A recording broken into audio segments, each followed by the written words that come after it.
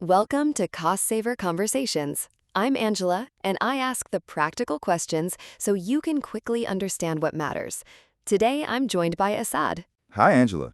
We are unpacking work from home savings checklist, how to calculate your true financial picture and keep an extra $4,500 in your pocket today, and tying it back to the wider cost saver ecosystem, including tools like WHF Calculator so you can turn insights into action quickly. Just a heads up before we dive in, we are your synthetic hosts. We are great with numbers, but as AI, we can sometimes be confidently wrong. Think of us as the digital versions of your most knowledgeable, slightly caffeinated friends. Exactly. Treat this chat as a smart estimate only, not as professional financial guidance. Always check important details with official sources or a qualified expert before making any big decisions. All right, so I have to tell you what happened to me last week. Got my energy bill, and I nearly fell off my chair. I mean, I knew working from home would bump it up a bit, but this was wow. Oh God, yeah, the energy bill shock. That's exactly the thing, isn't it? Everyone goes through this about 3 months into remote work. 3 months. Yes, that's literally when it hit me. I was all smug about not buying train tickets, and then, And then reality arrives in an envelope, right? Look, here's the uncomfortable truth that nobody really talks about.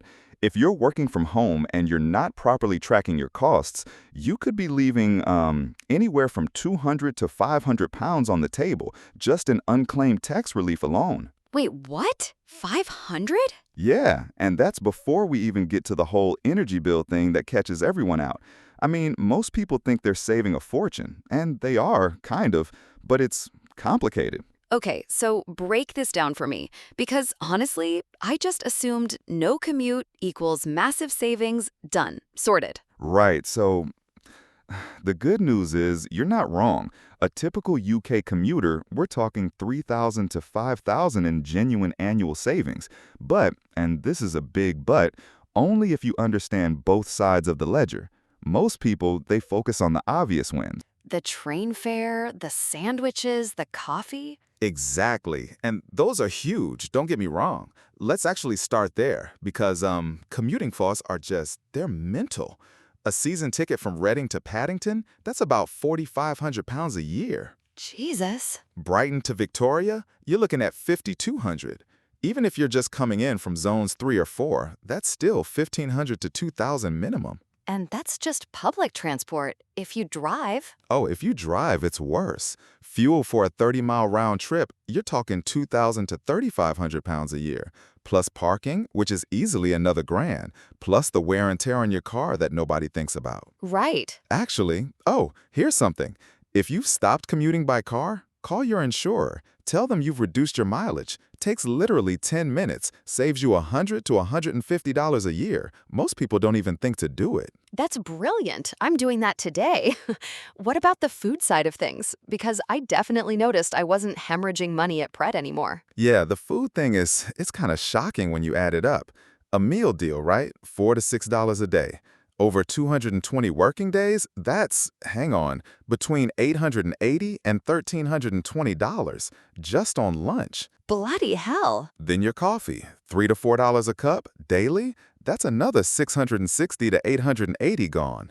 Chuck in the occasional after-work drinks, the vending machine when you're desperate for sugar at 3 p.m. The 3 p.m. sugar crash. God, I don't miss that. Right? So realistically, most people save between 1,500 and 2,500 pounds on food and drink alone, even accounting for the extra groceries you buy to eat at home. That's actually mad. And clothing. I haven't bought proper work clothes in ages. Oh, the clothing thing is massive. I mean, think about it. Replacing work shoes, that's 80 to 200 pounds a year. Dry cleaning, 200 to 400. New shirts, suits, whatever, another 200 to 500.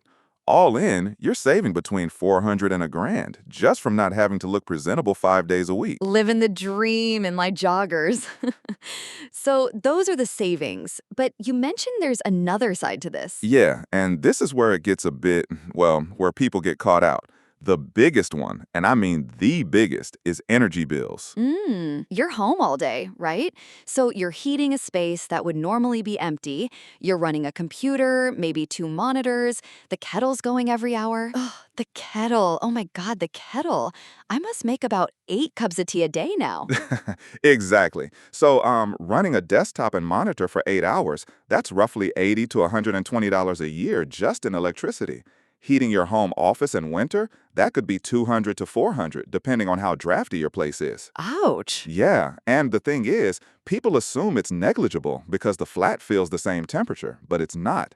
You really need to check your actual meter readings against last year. That's the only way to know for sure. I hadn't thought about actually comparing year on year. That makes sense.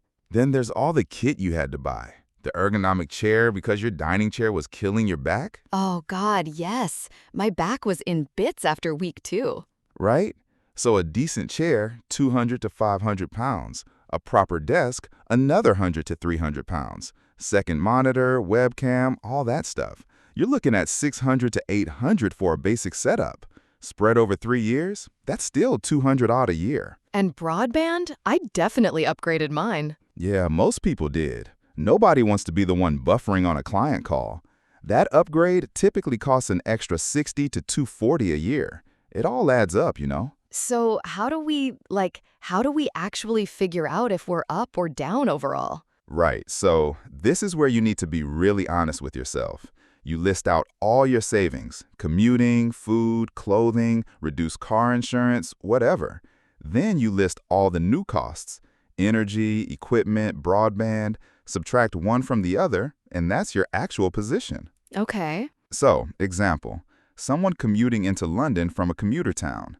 They save 2,800 pounds on their season ticket, 1,760 on lunches, 600 on coffee and snacks, 400 on clothes and dry cleaning, maybe 120 on reduced car insurance.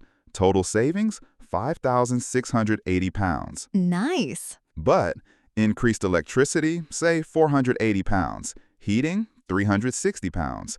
Broadband upgrade, 120. Home office equipment spread over 3 years, 200 pounds. Total extra costs, 1,160. So they're still up. 4,520, which is massive. That's like getting a 5,650 pay rise before tax if you're a basic rate taxpayer. Wow, okay.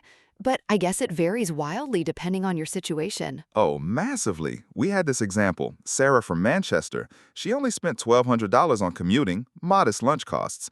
But her energy bills went up $600 because she lives in this drafty Victorian terrace. Her net saving was only $1,100. That's still something, though. It is. And actually, after she got her loft insulated, her heating costs dropped by $250 a year. So now she's up to $1,350. The point is, everyone's calculation is different. You can't just assume. Right, so what are the quick wins? Like, once I've done the maths and I know where I stand, what can I actually do about it? Okay, so quickest win, that HMRC tax relief I mentioned. You can claim $6 a week, which is $312 a year, without any receipts. Basic rate taxpayer, that's $62.40 back. Higher rate, $124.80. Takes literally 10 minutes online. 10 minutes for over 100 quid? I'm in. Right? Then call your car insurer about the mileage thing. Check if you can switch broadband providers. That can save $60 to $150. And definitely review your energy tariff. 20 minutes of comparing could save you $100 to $300. These are all pretty painless, actually. They really are. For bigger savings, think about things like loft insulation. Usually pays for itself in 2 to 3 years. Or a smart thermostat, so you're only heating your office, not the whole house while you work. Smart. And I suppose there's stuff beyond money too, isn't there?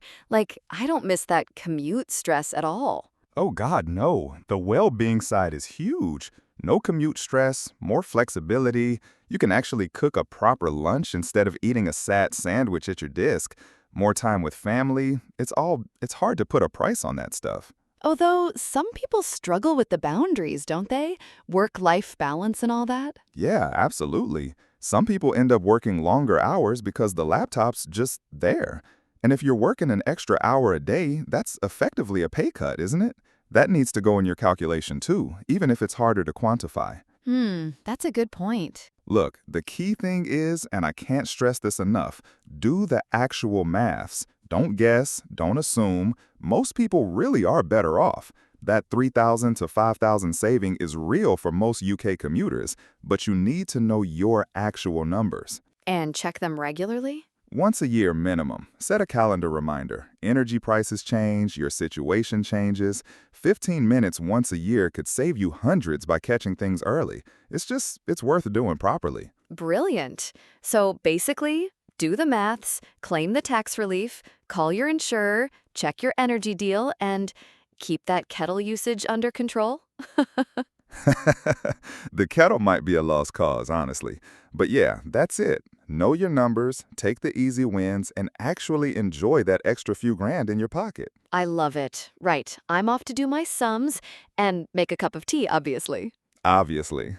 Quick side note, this guide connects with other cost saver blogs, especially Energy Bills Guide for Single Occupants in 2026, Free Ways to Slash Your Energy Bills this winter, and Home Insulation ROI Guide for 2026.